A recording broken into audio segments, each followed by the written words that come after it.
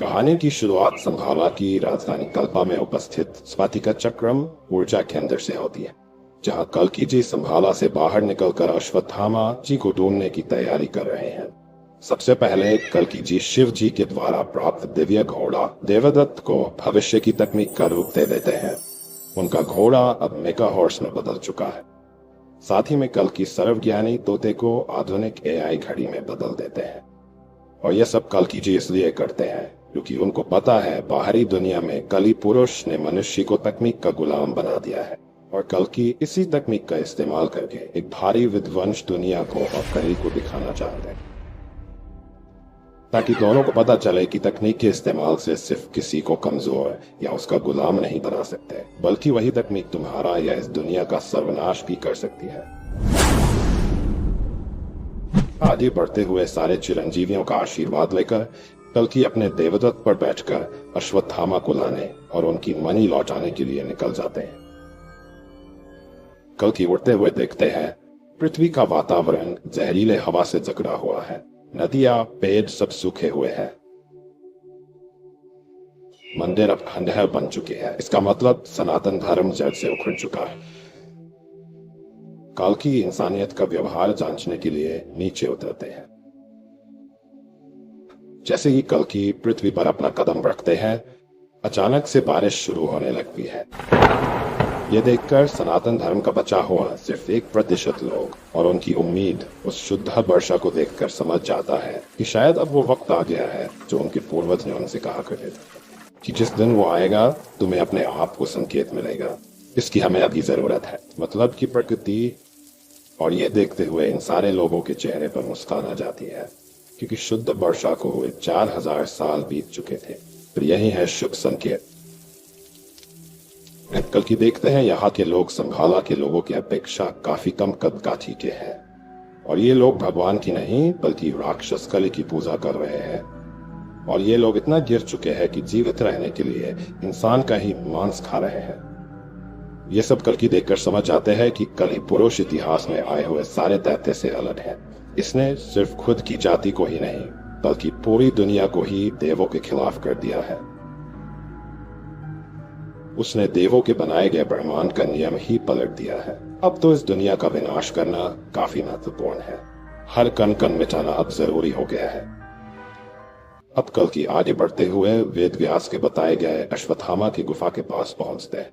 कल्कि घोड़े से उतरकर गुफा के अंदर प्रवेश करते हैं और एक विशाल कक्ष तक पहुंचते हैं। वह देखते हैं एक बुरा चोटिल योद्धा लेटे हुए हैं। कल्कि बोलते हैं, क्या आप ही हैं अश्वत्थामा? इतना सुनते ही अश्वत्थामा उठते हैं, पूछते हैं, कौन हो तुम? कल्कि बोलते हैं, मैं हूँ विष्णुयश का पुत्र और विष्णु का अवतार कल्कि। मैं आपको प्रणाम करता। यहाँ मैं आपको संभाला ले जाने आया हूँ और आपकी मणि आपको वापस देने। ना सुनते ही अश्वत्थामा कल्कि के गले लग जाते हैं और रोने लगते हैं। कहते हैं, कितनी देर लगा दी तुमने, बहुत इंतजार कराया, बस अब मुक्ति दे दो। कल्कि कहते हैं, जरूर, पर उससे पहले तुम्हें मेरे साथ एक बहुत बड़ा कार्य करना बाकी है। इस दुनिया को एक स्वर्ण युग में बदलना है। करोगे ना तुम मेरी मदद? अश्वत्थामा कहते हैं, इसलिए तो मैं अभी तक जीवित हूँ माधव। तभी कल्कि अश्वत्थामा की मणि निकालते हैं और उनके हाथ में थमा देते हैं और कहते हैं, तो चलो करते हैं तैयारी। अब अश्वत्थामा मणि लेते ही रूप बदलने लग जाता है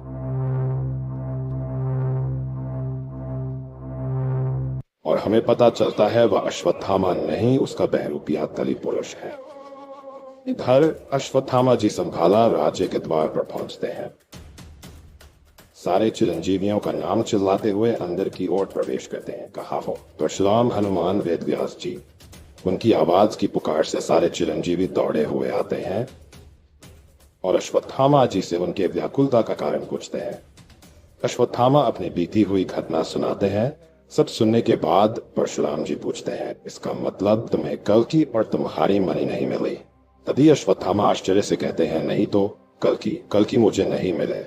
फिर सहमी हुई आवाज में बोलते हैं, कली पुरुष ने मेरा रूप ले रखा था। मुझे डर है कहीं कली पुरुष को वह मणि हाथ में लग जाए।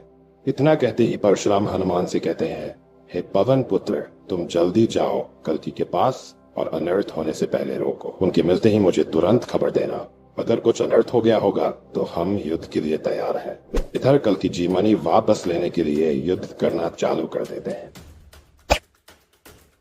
दोनों में भयंकर युद्ध हो ही रहा होता है। अचानक से कली के सेनापति कोका और विकोका राक्षसी सेना के साथ वहां पहुंच जाते हैं। फिर सारे राक्षस एक साथ कल्कि पर हमला कर देते हैं। कल्कि जी अपने आर्मर और कौशल के जरिए सारे राक्षसों को खत्म करने लगते हैं।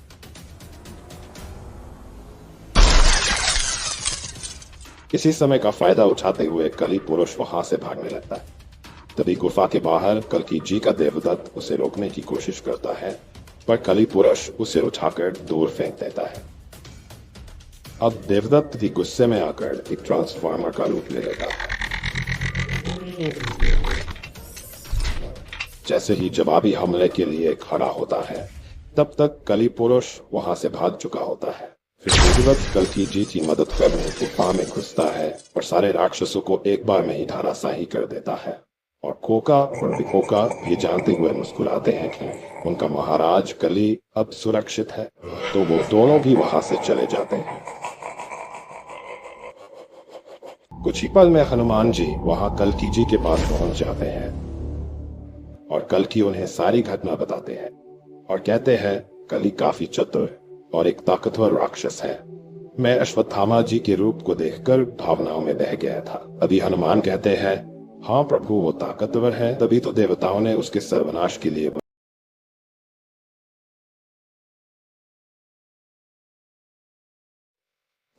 अर्थात परशुराम जी और आप, शिव के 2 अवतार अर्थात मैं और अश्वत्थामा जी और बाकी 5 चिरंजीवियों को उसके विरुद्ध खड़ा किया। हमें इसी से समझ जाना चाहिए कि कली पुरुष आसानी से नहीं मरने वाला है। तभी अचानक से आवाज आती है, प्रभु आज नहीं 9 चिरंजीवी आपके साथ है।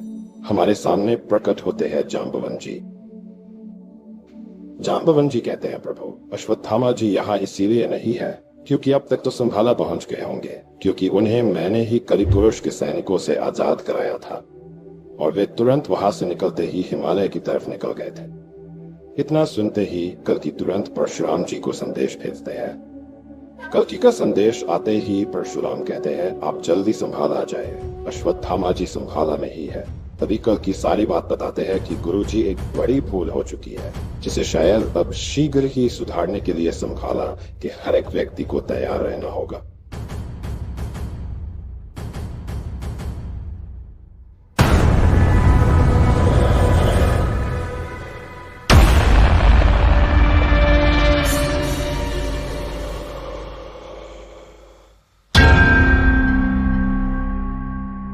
अब कल्कि जी देवदत्त को एक आधुनिक उड़न तश्तरी में बदलकर अपने साथियों के साथ संभाला के लिए निकल जाते हैं। कुछ देर बाद कल्कि और उनके साथी देखते हैं कि 2 बूढ़े महापुरुष बहुत तेज चाल में हिमालय में संभाला की ही ओर जा रहे हैं। ये देखकर कल्कि जी उन दोनों से मिलने नीचे उतरते हैं और कहते हैं, श्रीमान आप दोनों कोई सामान्य मनुष्य नहीं लग रहे हैं। कौन है आप और कहाँ जा रहे हैं? दोनों महापुरुष हनुमान और जांबवन जी को पहचान लेते हैं और आत्मविश्वास से परिचय देते हैं। कहते हैं, मैं हूं धर्म और यह है सतयुग। हमें और कई सारे अच्छे लोगों को कली ने कई वर्षों से तेरों में जकड़ रखा, लेकिन अचानक हम दोनों उसे पेट से मुक्त हो गए और ऐसा तो जब ही हो सकता है जब कलयुग का अंत हो जाएगा और पुनः धर्म की स्थापना होगी। लेकिन हमें कोई बदलाव नजर नहीं आ रहा है, इसीलिए हम देवों की नगरी संभाला की ओर जा रहे हैं। और आप कौन है? जवाब में कल्कि कहते हैं, मैं हूँ विष्णुयश और माता सुमति का पुत्र कल्कि। मेरा उद्देश्य है कली पुरुष का वध करना और एक नए युग की स्थापना करना। फिर कल्कि कहते हैं, इसका मतलब कली का समय खत्म हो चुका है, अब बस उसका वध करना बाकी है। तो आओ चलो करते हैं महायुद्ध की तैयारी। कल्कि और उनके साथी संभाला पहुंचते हैं। कल्कि जी दोनों महापुरुष को बाकी अमर जीवों से परिचय करवाते हैं। फिर सत्यव बताते हैं कि ब्रह्मा के कल्पा के अनुसार ये युग समाप्त हो चुका है। अब हम सबको जल्दी ही इस संसार को कली के गंध से मुक्त करना होगा। जवाब में महाबली जी कहते हैं, पर अब तो उसको मारना और भी कठिन हो गया है, क्योंकि अब तक तो उसने अश्वत्थामा जी की शिरोमणि धारण कर ली होगी। तभी अश्वत्थामा कहते हैं, नहीं कर सकता वो, यह मणि मेरे सर के अलावा और कहीं नहीं धारण हो सकता है। कुछ नहीं कर सकने पर वह उसे ज्यादा से ज्यादा नष्ट कर सकता। तभी विभीषण पूछते हैं, अगर मणि नष्ट हो गई तो क्या होगा? अश्वत्थामा कहते हैं, ज्यादा कुछ नहीं, बस मैं इसी चोटिल देह के साथ अनंत काल तक भटकता रहूंगा। तभी कल्कि कहते हैं, ऐसा कभी नहीं होगा, आपकी मुक्ति निश्चित है अश्वत्थामा जी। फिर कल्कि जी सबको अपनी रणनीति बताते हैं। कहते हैं सबसे पहले हमें कली पुरुष को कोका और विकोका से अलग करना होगा, क्योंकि मैंने गुफा में उन दोनों के आत्मविश्वास को देखकर निश्चित किया है कि जरूर उनमें कुछ खास बात है, और जब तक ये दोनों कली पुरुष के साथ हैं हम कली पुरुष को मार नहीं सकेंगे। तो इसके लिए हम 3 भागों में विभाजित होंगे। एक भाग में सतयुग और धर्म आप आगे रहेंगे और आपके साथ मेरे गुरु परशुराम जी, कृपाचार्य जी और राजा बलि के साथ साथ कुछ महापुरुष की सेना रहेगी। दूसरी ओर राजा विभीषण जी और मार्कंडेय जी सेना का नेतृत्व करेंगे, और बचे हुए हम सब वो करेंगे जो उन्होंने सोचा नहीं होगा। और फिर कल्कि आदेश देते हैं कि इस महायुद्ध में सब कुछ तकनीकी होना चाहिए। उनका आदेश सुनते ही संभाला युद्ध की तैयारी में लग जाता है।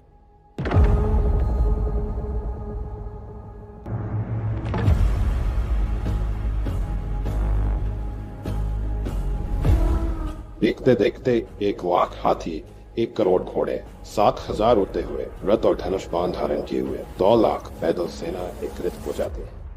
अब कल्कि बिल्कुल स्वर्ग के इंद्रदेव के समान 10 अक्षौहिणी सेना से सुशोभित हो जाते हैं।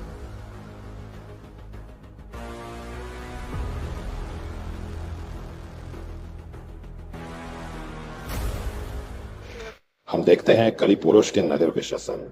उसके बाहर वाले शहर में साधुओं का एक बड़ा जमावड़ा पहुंचता है, और ये साधु लोग वहां अपना डेरा बैठाकर यज्ञ, दान, व्रत और कीर्तन जैसे धार्मिक कार्य जोरों शोरों से करना चालू करते हैं।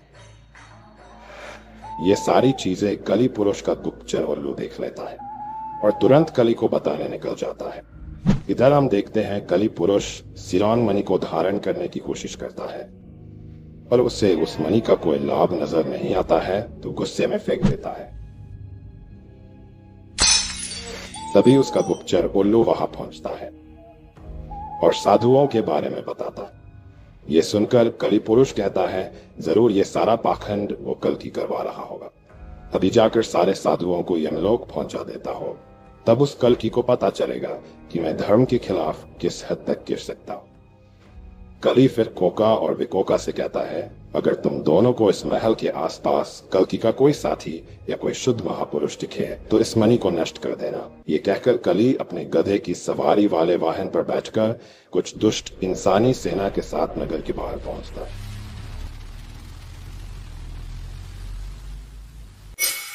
साधुओं को भगवान की भक्ति करते देख कली पुरुष का गुस्सा उसके आपे से बाहर चला जाता है। एक साथ वार करके कीर्तन रोक देता है और कहता है तुम किस देवता की पूजा कर रहे हो, वो जो इस पृथ्वी को बचाने 4 लाख सालों में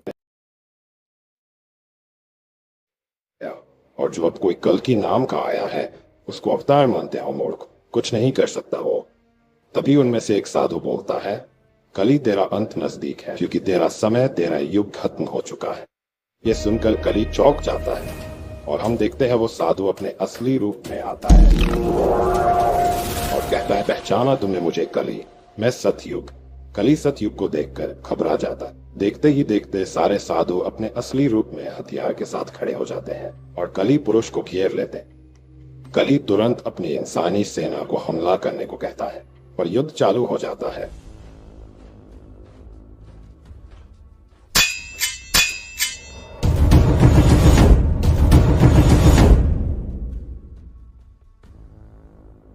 कली से धर्म और सतयुग लड़ने लग जाते हैं। परशुराम जी अपने परशु अस्त्र से बिना किसी दया के इंसानों का वध करते जाते हैं। महर्षि कृपाचार्य जो 7,000 सेना को अकेले खत्म करने की क्षमता रखते हैं, वो आज पहली बार धर्म के लिए अपनी पूरी शक्तियों से युद्ध भूमि को हिला सके।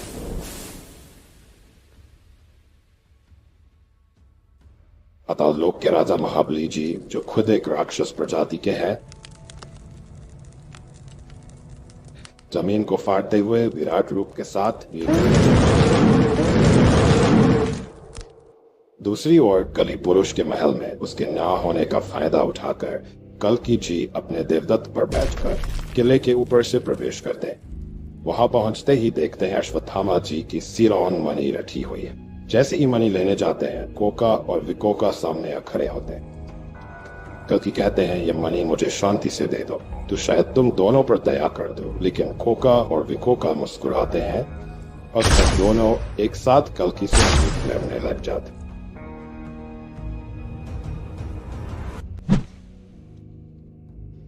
कल्कि जी दोनों भाइयों के घातक हमले से थोड़े चोटिल हो जाते हैं। इस समय उनका तलवार उनके हाथ से छूट जाती है। जैसे ही कोका और विकोका कल्कि जी को मारने के लिए आगे बढ़ते हैं, जामवन कोका पर हमला कर देते हैं। इधर कल्कि अब गुस्से में आते हैं और विकोका का सिर काट डालते हैं। अपने भाई का सर कटते ही कोका विकोका को देखता है और उसकी दृष्टि से विकोका जिंदा हो जाता है। ये देखकर कल्कि चौंक जाते हैं कि ये कैसे संभव हो सकता है। दरअसल दोनों भाइयों को ब्रह्मा जी का वरदान है, जब जब ये एक दूसरे को देखेंगे ये मृत्यु को प्राप्त नहीं हो सकेंगे। ये देखकर जामवन कोका को फाड़ देते हैं, लेकिन जैसे विकोका कोका को देखता है, कोका फिर जिंदा हो जाता है। कल्कि जी फिर गुस्से में आकर दोनों के सर एक साथ काट डालते हैं, लेकिन मरते मरते दोनों एक दूसरे को देख लेते हैं, फिर दोनों जिंदा हो जाते हैं। ये सब देखकर जाम्बवन कल्कि जी के पास आकर कहते हैं, हे श्री हरि, ये दोनों किसी अस्त्र शस्त्र से नहीं मरेंगे, दोनों की आंखें एक साथ निकालनी पड़ेगी। फिर कल्कि जाम्बवन और कोका विकोका आपस में युद्ध करने लग जाते हैं।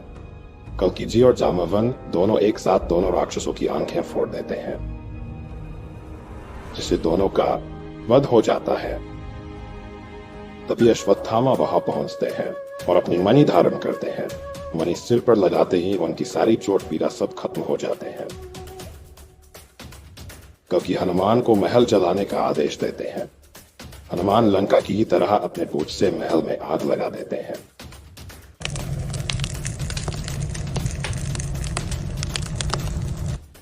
इधर विभीषण जी और मार्कंडेय जी 10 अक्षौहिणी सेना के साथ कलि के पुत्रों की रोबोट मनुष्य तथा राक्षसी सेना के साथ भयंकर युद्ध कर रहे होते हैं।